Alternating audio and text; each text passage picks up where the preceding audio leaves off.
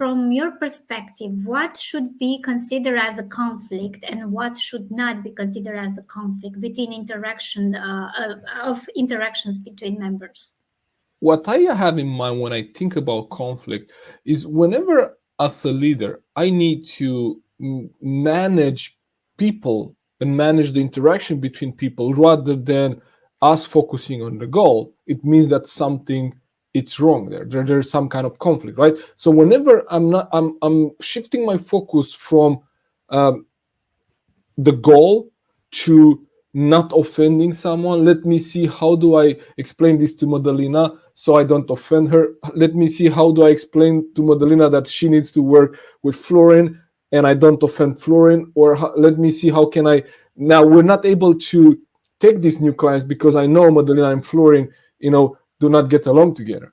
So that's when my focus as a leader shifts from the goal and us as a team, creating the results that we want, and me thinking about how do I manage this meeting, right? So instead of us focusing on the goal, we start to focus on how do we navigate this without stepping on people's toes, right?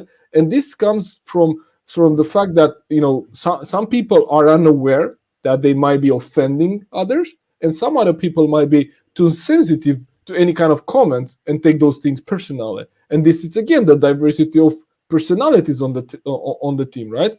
And I think that there's another aspect that I want to touch on there is whenever we're looking at, so instead of us challenging the result, so for example, we've done something in a certain way, we got a result, right? And now the team starts to challenge, okay, so how can we do that better, right? So instead of us focusing on that kind of friction that we need in the team to improve a result, we start then taking that personally. And instead of saying, okay, Florin, I think we can improve that result, we'll say, Florin, that idea of yours didn't really work. So let me share with you what we could do differently, right? So that becomes personal rather than being focused on how can we do this, right? And if someone is always challenging whatever other people are doing, then that person might be perceived, well, okay, so you're always challenging what we're doing.